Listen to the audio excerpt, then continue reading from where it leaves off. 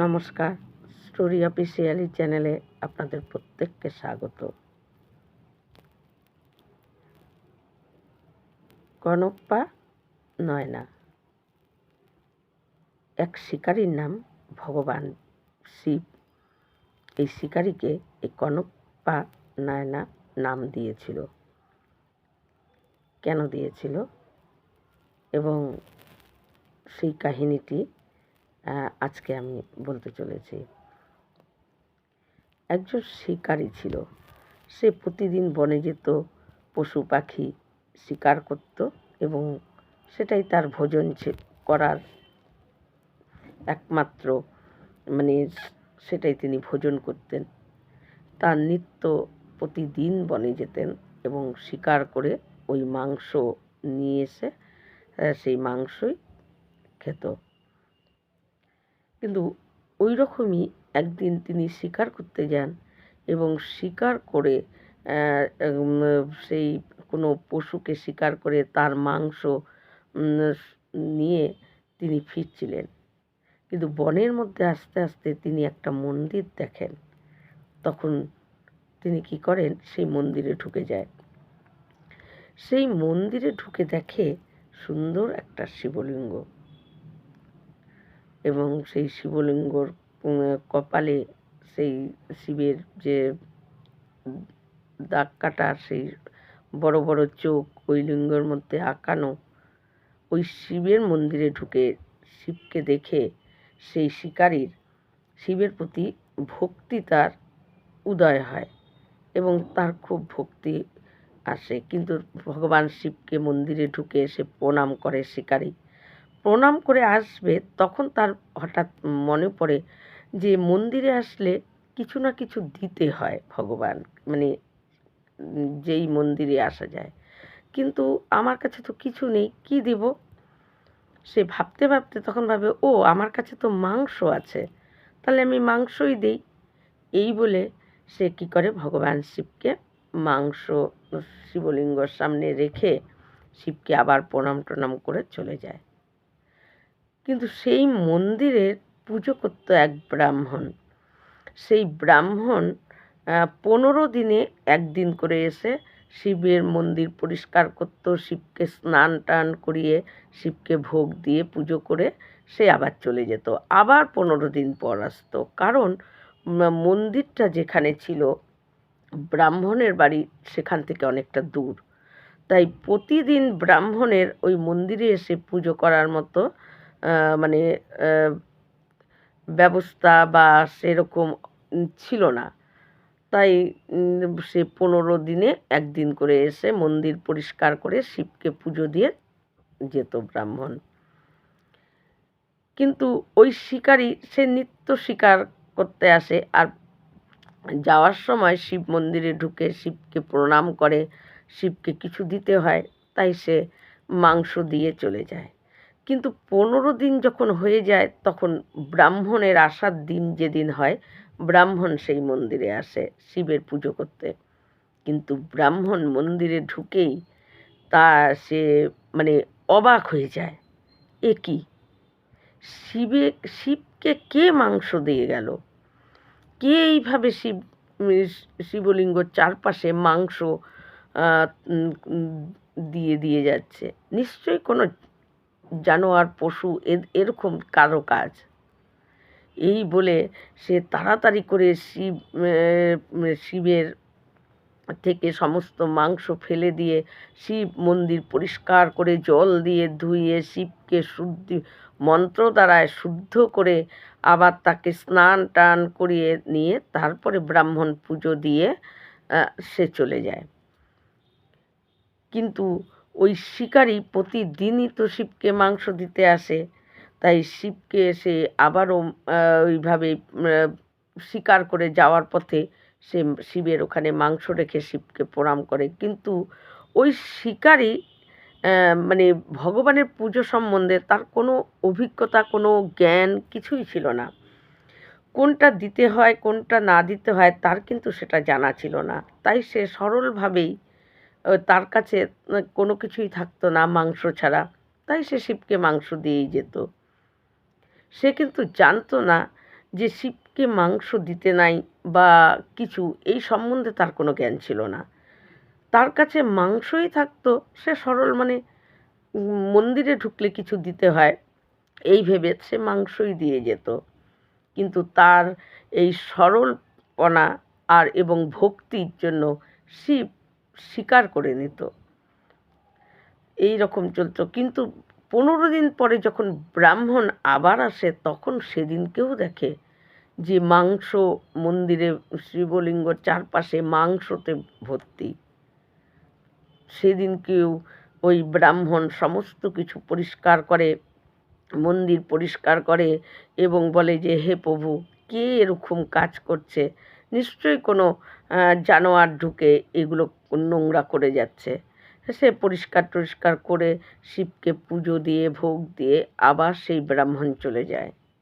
কিন্তু তারপর শিকারি একদিন যখন ওই শিকার করে মাংস দিতে আসে, তখন সেদিনকে দেখে যে শিব মন্দিরটা খুব নোংরা। তখন ওই শিকারি মনে মনে ভাবে যে এই এত নোংরা হয়ে গেছে কেন শিব মন্দির, এটাকে তো পরিষ্কার করা দরকার।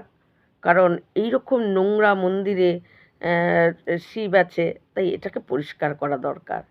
কিন্তু পরিষ্কার করব, জল তো কাছেই আছে, ঝর্ণা পড়ছে, কিন্তু সেই জল আমার কাছে তো কোনো কিছু পাত্র নেই যে তার মধ্যে করে জল আনবো, কি করে পরিষ্কার করব?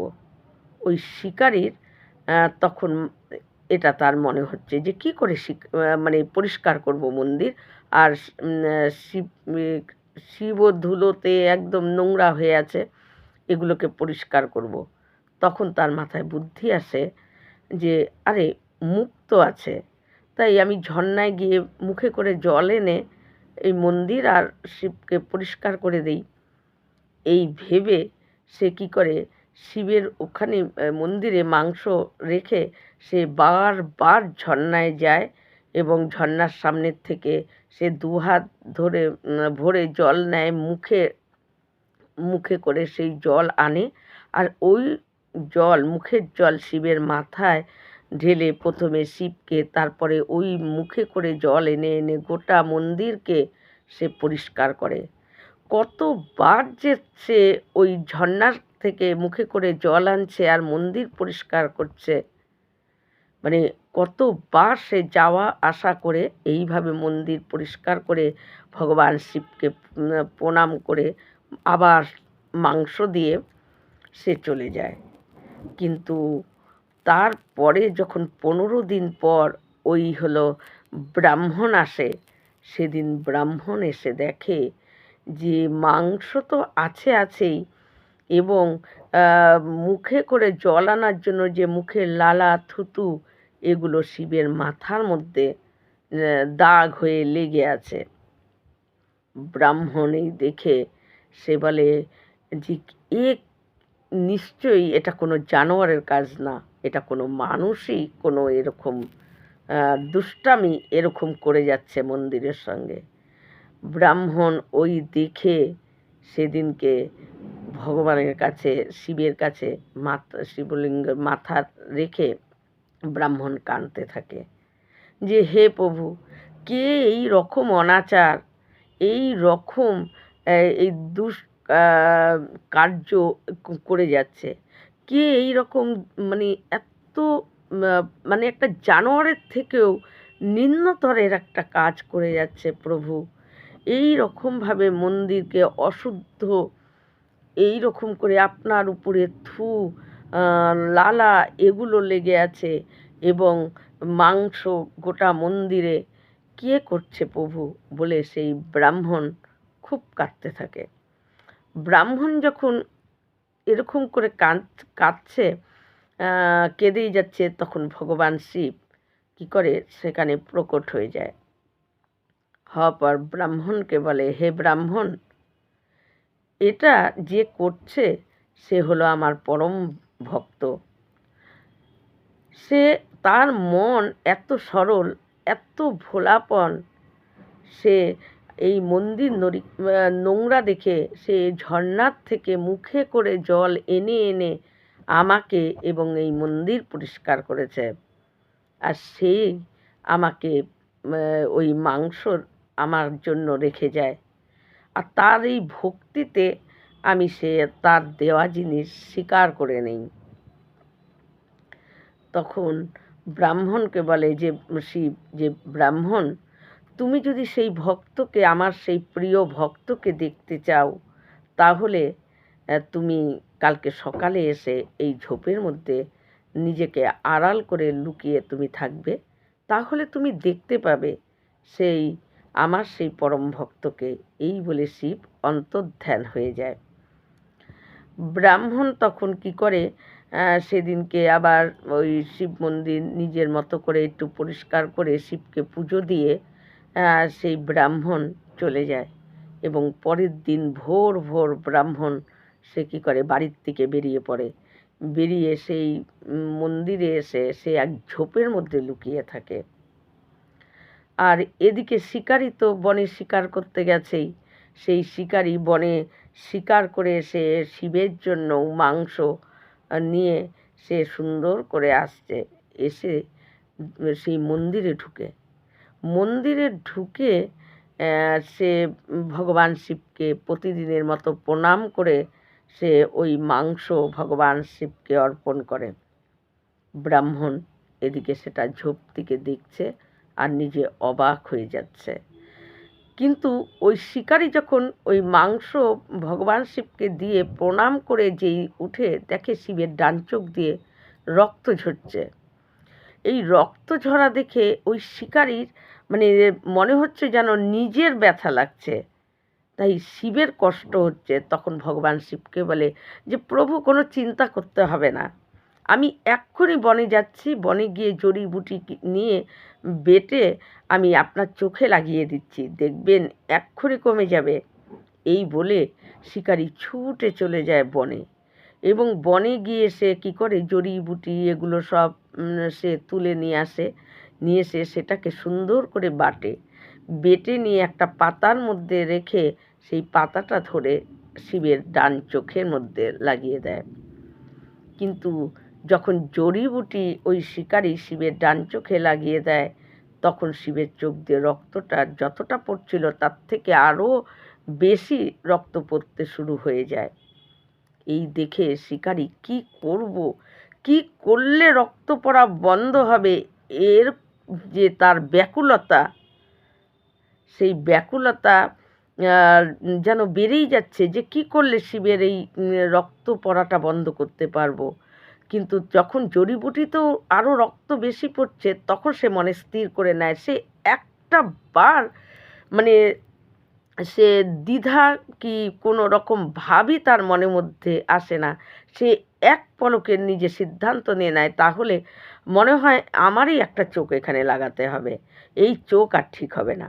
এই বলা মাত্র সে কী করে, নিজের ছুরি তো হাতে ছিলই, সেই ছুরি দিয়ে নিজের ডান একটা চোখ তুলে শিবের ওই যেই চোখ দিয়ে রক্ত পড়ছিল সেই চোখের মধ্যে লাগিয়ে দেয়। সাথে সাথে রক্ত পড়া বন্ধ হয়ে যায়। আর সে খুব খুশি হয়ে যায় যে যাক, রক্ত পড়া তো বন্ধ হয়েছে। নিজের যে একটা চোখ চলে গেল বা চোখ দিয়ে দিল, তার জন্য কিন্তু তার একবার তার মাথায় চিন্তা ভাবনা কোনো কিছু আসেনি। সে ভগবানের মানে শিবের রক্ত পড়া বন্ধ হয়েছে, এটাই তার সবচেয়ে মানে পরম আনন্দ, যে তার রক্ত পড়াটা বন্ধ হয়েছে।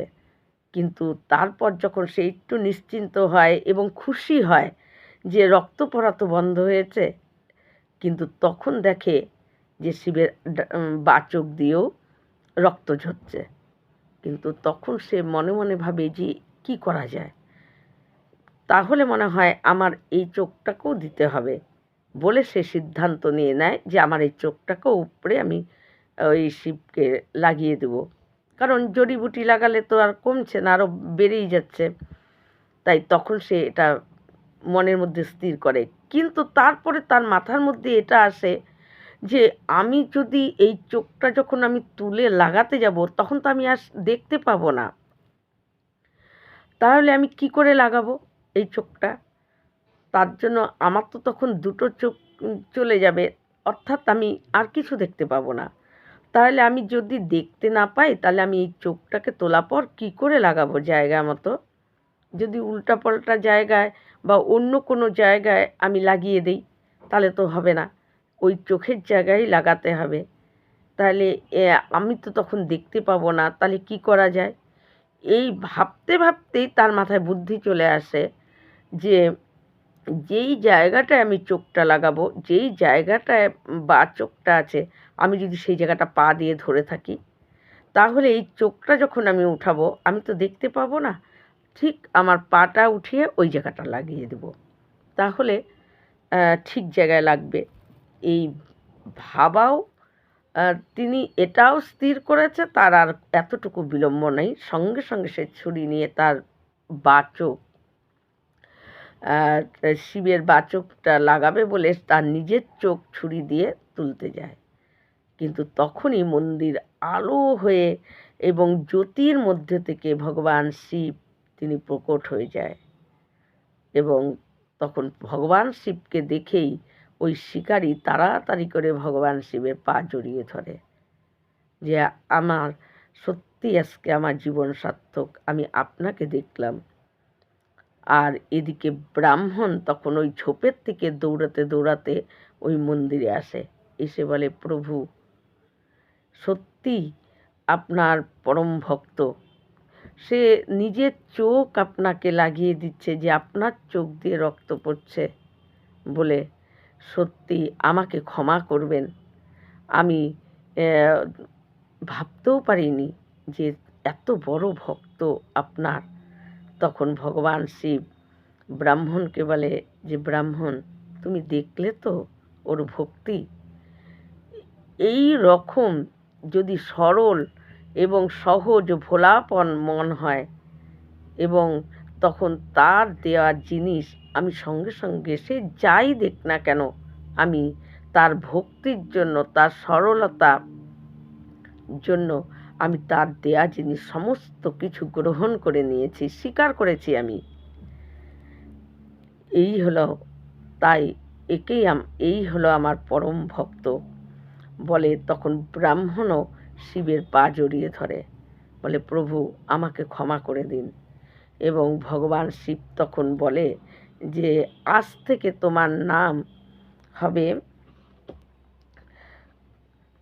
কনকপা নয়না। এই কনকপা নয়না তোমার নাম আমি দিলাম। আজ থেকে তোমাকে সবাই কনকপা নয়না বলেই জানবে।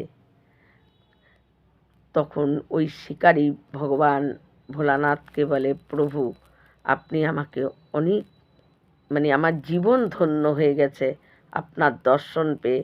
আর আপনার দেওয়া এই নতুন নাম আমি আজ থেকে পেলাম। আর এই নামেই তারপর থেকে ওই শিকারী, এই নামেই তার পরিচিতি ছিল। আর এই কনকপা নয়না নামেই তাকে সবাই জানত। তাই ভগবান শিব আসলে এইরকমই, যদি কপট ছল প্যাঁচ অন্যের ক্ষতি করা এই রকম মন নিয়ে যতই বিধি মতো নিয়ম মতো পুজো করি না কেন আমরা, কিন্তু সেই পুজো ভগবান, মন যদি সরল না হয়, ভগবান পুজো সে স্বীকার করে না। ভগবান তার পুজো খুব চট করেই স্বীকার করে, যার মনে কোনো রকম প্যাঁচ কপট ছল এগুলো নেই। সহজ সাদাসিধা ভোলাপন এই রকম মনের মানুষকে ভগবান, প্রতিটা ভগবানই এই রকম মনের মানুষকে খুব তাড়াতাড়ি তাদের ভক্তি, তাদের সব কিছু ভগবান স্বীকার করে নেয়। কারণ ভগবান এরকম মনই চায়। তিনি চান যে তার ভক্তের যেন কোনো কপট ছল এগুলো ভর্তি মনে না থাকে। অন্যের অপকার, অন্যেরকে দেখে হিংসা, এই রকম মনের মানুষ ভগবান পছন্দ করে না। কিন্তু যদি কারো মনে কপট ছল শূন্য এবং সাদাসিধে ভোলেপন, এই রকম মনের মানুষকে ভগবান খুব তাড়াতাড়ি তাকে তার সমস্ত কিছু গ্রহণ করে এবং তার প্রতি কৃপা করে। তাই ওই শিকারী তিনি, তার মন ছিল এতটাই সাদাসিধে বা কপট ছল, তার ভিতরে কোনো কিছু ছিল না। তাই ভগবান শিব তার প্রতি এতটাই সন্তুষ্ট, প্রসন্ন হয়ে গেছে যে ভগবান শিব তাকে নিজে নাম দিয়েছে। এই রকম ভিডিও পাওয়ার জন্য আমার চ্যানেলটিকে সাবস্ক্রাইব করবেন। নমস্কার।